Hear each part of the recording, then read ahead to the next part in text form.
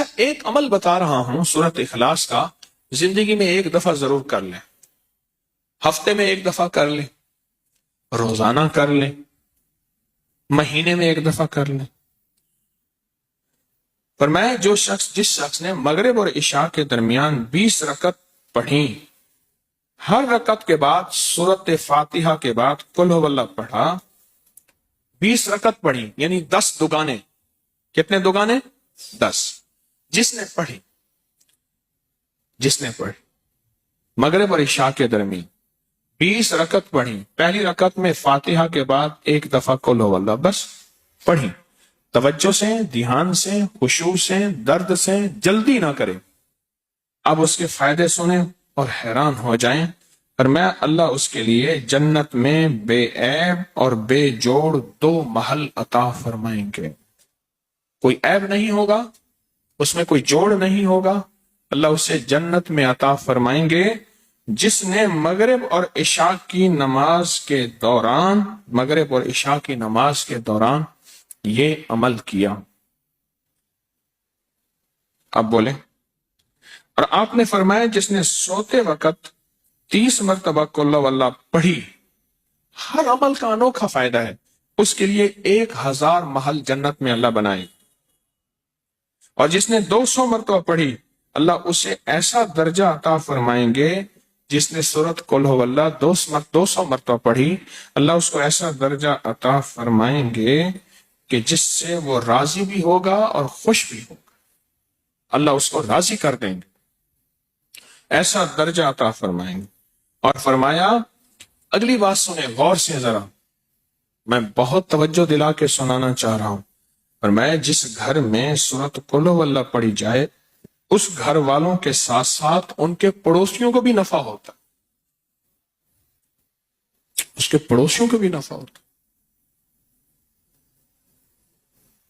اور بعض اوقات 40 پڑوسیوں تک نفع ہوتا ہے، بعض اوقات 4 پڑوسیوں تک نفع ہوتا ہے، اور بعض اوقات 11 پڑوسیوں تک نفع ہوتا ہے، 11 گھروں تک، بعض اوقات 40 گھروں تک۔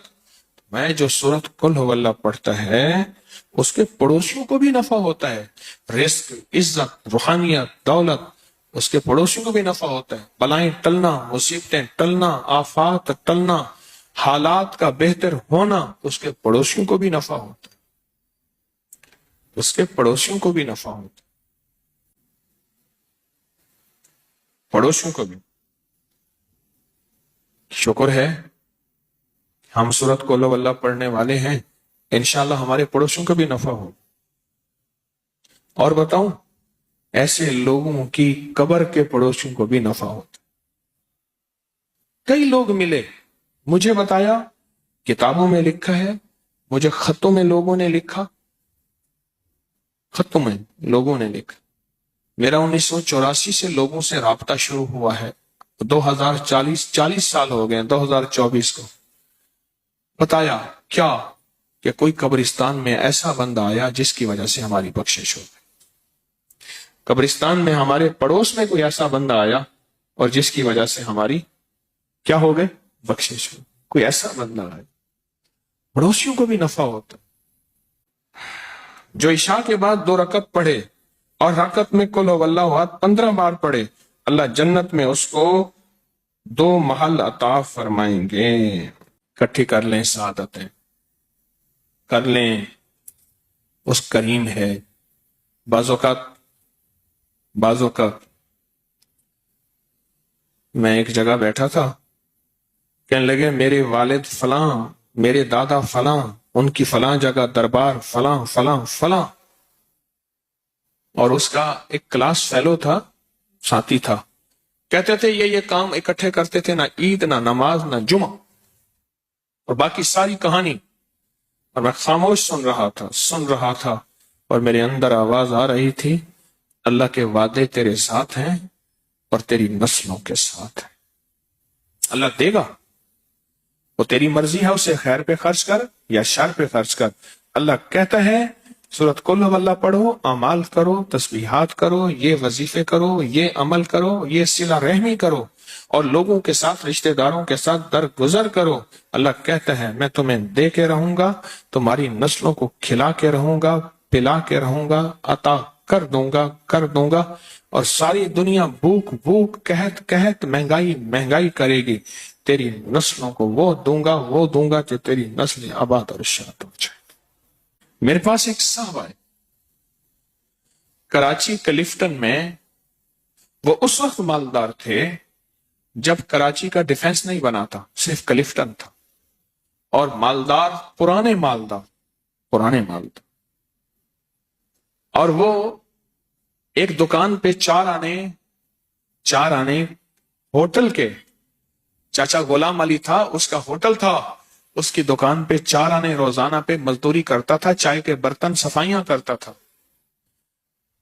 مجھے میرے زیر علاج رہے وہ زندگی کے آخری ایام میں، اس اللہ والے نے مجھے بہت کچھ سکھایا، میں ہر وقت سیکھتا ہوں۔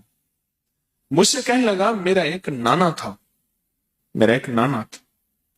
اور ہم وہ لوگ ہیں جن کے پاس گائے بھینسیں، ہم دودھ بیچنے والے ہیں، ہمارا خاندانی پیشہ یہی ہے، دودھ بیچنے والے، جانور کو بڑا کر کے بیچنا، ان کے بچے بیچنا، دودھ بیچنا، اور گوبر خشک کر کے اس کی بوریاں بیچنا، گوبر، ہم وہ ہیں۔